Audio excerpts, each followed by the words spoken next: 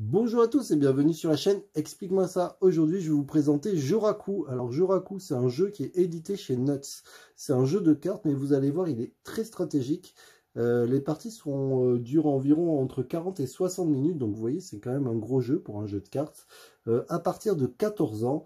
Et on y joue à 3 ou 4 joueurs. Alors, ils ont fait des variantes pour pouvoir jouer à 1 et à 2. Mais elles ne sont pas dans la boîte. Elles seront sur Internet. Donc Joraku, c'est un jeu qui a été créé par Iori Tsukinami et qui a été illustré par Nariko. Donc je vais vous montrer un petit peu comment ça se passe. Alors, je vais mettre la boîte ici pour que ce soit plus joli. Alors on va parler comme d'habitude mise en place. À l'intérieur vous avez des petits plateaux, vous en avez 4. Vous les mettez par numéro 1, 2, 3, 4, 5, 6, d'accord. Le but du jeu, au fur et à mesure, vous allez voir, on va essayer d'aller vers Kyoto qui se trouve ici. Au tout début, on essaye d'aller ici pour gagner des points et en fait, au fur et à mesure, on va dévier. Pourquoi? Parce qu'on va jouer 3 manches. Vous voyez, il y a la manche numéro 1. Donc ça, c'est la valeur des points de ce que vous allez gagner. Donc vous voyez, c'est plus intéressant. Ici, on ne gagne rien. Par contre, sur la première manche, c'est plus intéressant d'être vers ici.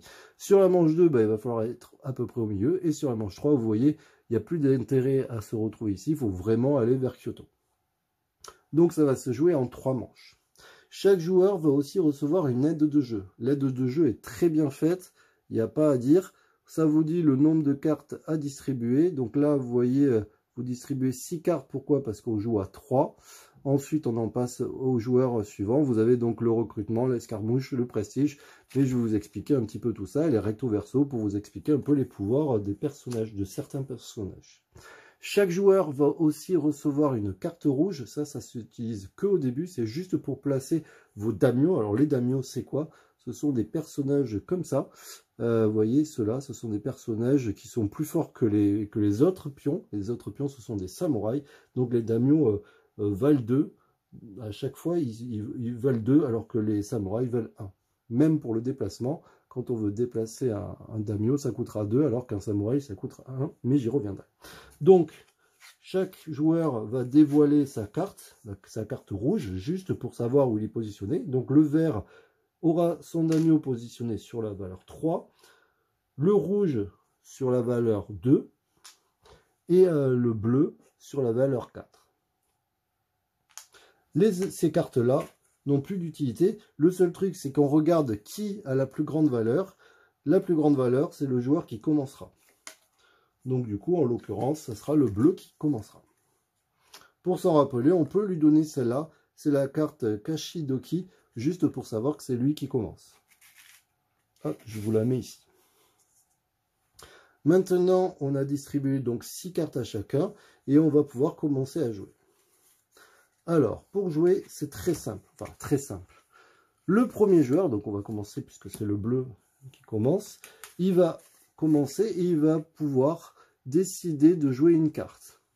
Il faut savoir que c'est un jeu de cartes un peu comme une belote, c'est-à-dire qu'il va demander une couleur. Donc par défaut, il va peut-être par exemple demander du jaune. Si jamais il a la carte la plus forte, il gagnera. Alors les cartes vont de 1 à 6, mais il y a des ninjas qui sont encore plus forts que le 6. D'accord? Donc s'il y a un ninja, il est plus fort que le 6. Si jamais ils décident de mettre un 6 jaune, les autres joueurs doivent jouer du jaune s'ils en ont. Par contre, s'ils n'ont pas la couleur demandée, ils peuvent mettre une autre couleur. Et par exemple, s'il y a quelqu'un qui a une valeur plus forte que le 6, pourtant même qui est la couleur demandée, eh bien c'est lui qui gagnera. Quand on joue une carte, on fait systématiquement l'action. L'action, il y a 2 possibilités. Alors on va commencer, je vais vous montrer. Là, il joue son 4. Donc du coup, il doit positionner soit des pions comme ça. Donc il a le droit entre 0 et 3 samouraïs qui peut positionner sur la carte, donc sur la case valeur 4. Donc là, en l'occurrence ici, ça tombe sur son daimyo, mais en fait, il aurait très bien pu, on est juste pour pas qu'il y ait de doute, s'il avait mis un 5, il aurait pu mettre entre 0 et 3 samouraïs sur le 5. D'accord? Au début, généralement, c'est ce qu'on fait parce qu'on ne peut pas faire grand-chose.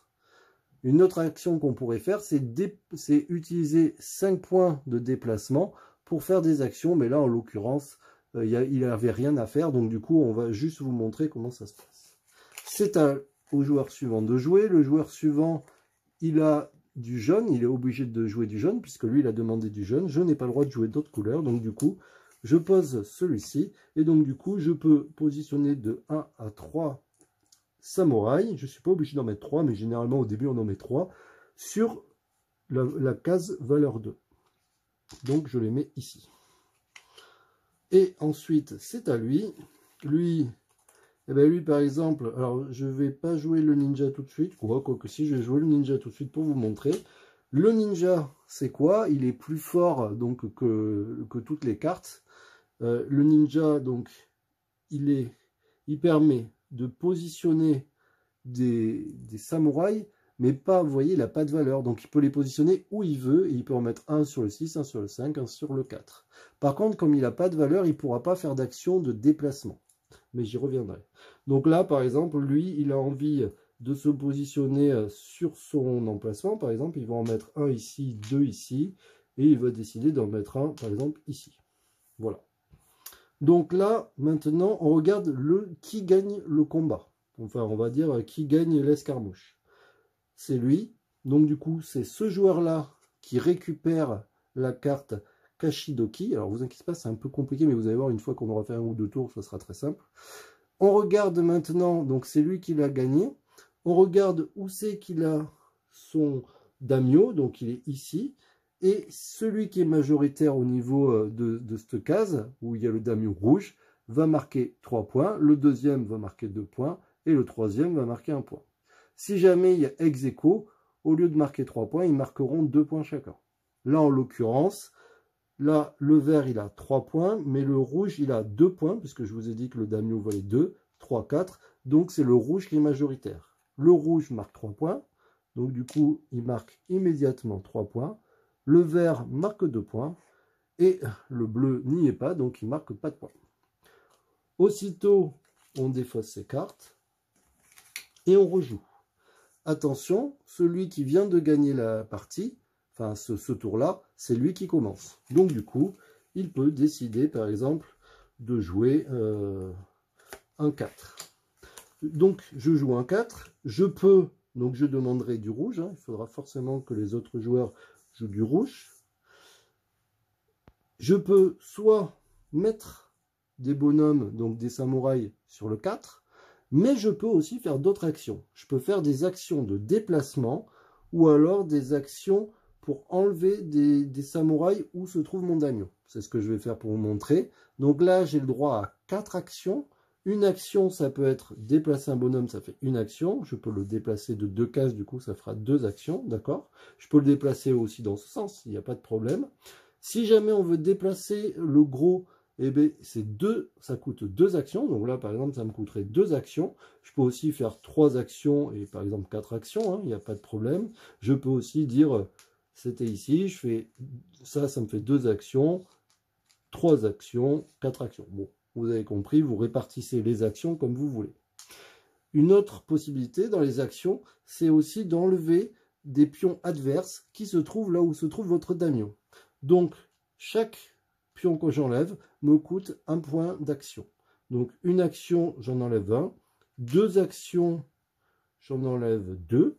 Il me reste 2 actions. Je vais, par exemple, alors celui-là était là, je vais faire 3 actions. Et par exemple, je vais faire 4 actions. D'accord? Voilà, lui, il a joué. C'est le joueur suivant. Le joueur suivant va regarder, est-ce qu'il a du rouge? Oui, il est obligé de jouer du rouge. Donc là, il a le droit à 6 actions, ou alors il peut positionner jusqu'à 3 samouraïs au niveau des actions. Au niveau du 6, ben, c'est ce qu'il va faire, il fait ça. Maintenant, c'est au joueur suivant. Le joueur suivant, il va prendre une carte. Il a du rouge, et donc il est obligé de jouer du rouge. On n'est pas obligé de monter, vous voyez, il peut décider de mettre le 1. Mais par exemple, c'est ce qu'il va faire. Donc du coup, il met un 1. Et donc du coup, il va mettre 3 pions, par exemple, sur le 1. Il aurait pu aussi faire qu'une action, mais c'est un petit peu dommage. Donc voilà. Maintenant, on regarde qui est majoritaire, enfin qui a la plus grande carte. Bah, vous voyez bien que c'est le bleu, donc c'est lui qui récupère cette carte. Donc du coup, c'est très simple. On regarde qui est majoritaire sur où se trouve le daimyo bleu. Bah là, en l'occurrence, il n'y a que le bleu. Donc du coup, le bleu va marquer 3 points. Les autres ne marqueront pas de points. Et on est reparti. je vais avancer juste pour vous montrer comment ça se passe à la fin du tour. Alors j'ai bien avancé, tout le monde a joué toutes les cartes, on a joué tout l'ensemble des cartes. Donc du coup, bon, j'avais pas avancé le score, mais bon, c'est pas grave, vous avez compris l'idée. Et donc maintenant, là, c'est la fin de la manche, puisque tout le monde a joué les cartes, et on va regarder qui est majoritaire sur chaque emplacement. Donc du coup, sur cet emplacement, qui est majoritaire, ben, le bleu, vous voyez, il en a 4, alors que le rouge, il n'en a qu'un. Donc du coup, le bleu va marquer 7 points. Alors bon, je vais peut-être pas les compter, parce que sinon ça va être un peu long. Le rouge, allez, on y va. Le rouge va marquer 4 points. Donc il était à 3, il passe à 7. Ici, ah, ils sont égalité. Donc du coup, ils ne marquent pas tous les deux 6 points, ils marquent tous les deux 3 points. Bon, je n'avance pas les trucs, sinon ça va être, on va perdre du temps. Donc là, vous voyez, il y a égalité. Donc les deux couleurs, le bleu et le rouge, vont marquer 3 points. Ici, le bleu, il a combien? Je vous ai dit, le damier vaut 2, 3, 4, alors que le vert en a que 3. Donc du coup, le bleu va marquer 5 points et le vert va marquer 3 points. Ici, majorité pour le vert va marquer 4 points et le rouge va marquer 2 points. Vous voyez que c'est moins intéressant de ce côté-là, on marque de moins en moins de points, pour le moment en tout cas. Le rouge est majoritaire, il marque 2 points, le vert marque, le rouge marque 3 points puisqu'il est majoritaire et le vert va marquer 2 points. Ici, c'est le vert qui est majoritaire, il va marquer 2 points. Le rouge, il est second, mais il marque rien parce que du coup, ça vaut 0. Ok, maintenant, comment on fait? Ben, c'est très simple. On remélange les cartes noires, on en redistribue à chaque joueur de façon à ce qu'il y en ait 6. Enfin, en tout cas, à 3 joueurs, c'est 6, mais en fait, ça change à chaque fois suivant le nombre de joueurs. Donc voilà. Et on est reparti pour un tour. Donc, c'est pas la peine que je vous explique, vous avez compris un petit peu l'idée, alors je sais pas combien j'en ai distribué, peut-être un peu plus. L'idée, donc, on repart, et donc, du coup, vous allez voir que au fur et à mesure, ce qui va se passer, c'est que vous allez vouloir vous déplacer, parce que là, maintenant, ici, ça devient, vous voyez, pour la manche 2 et la 3, il n'y a plus d'intérêt à se retrouver ici. Donc, tous les bleus, ce qu'ils vont faire, c'est qu'ils vont essayer de migrer vers ici. Bien sûr, ce que vont faire les autres, c'est les empêcher d'avancer, ou alors ils vont essayer de les utiliser, enfin de les enlever, vous savez, avec les cartes. Si jamais, là, par exemple, il y a un 6, j'ai le droit à 6 actions, donc je pourrais enlever des jetons adverses, ou alors je peux essayer de me déplacer. Vous allez voir aussi, je ne sais pas si vous aviez vu, mais ici, il n'y a pas de numéro. Donc ça veut dire quoi? Ça veut dire qu'à Kyoto, on ne peut pas y aller avec des cartes numérotées de 1 à 6. Par contre, si vous avez des ninjas, vous avez vraiment même le droit d'aller directement ici à Kyoto. Donc souvent, on va essayer de récupérer des ninjas vers le milieu de partie, mais pour ça, il faudrait que j'ai des jetons. Vous voyez, parce que là, si je veux jouer et que j'ai pas de jetons, je ne pourrais pas les positionner, j'en ai pas, je peux pas. Donc du coup, il va falloir faire un savant mélange entre je me déplace, j'enlève des pions à des joueurs, mais si vous lui enlevez et qu'il a un ninja, ben, il va aller directement au bon endroit alors qu'il se trouve ici. Donc du coup, il va falloir faire un vrai calcul. Et toujours pareil, on peut se déplacer de 2, là ça coûte 2 pour aller là, ou 2 pour aller là. On peut aussi faire 4 par exemple pour aller jusqu'ici, et ainsi de suite. Voilà, un jeu plutôt sympa. Alors vous allez voir en plus, il y a des variantes.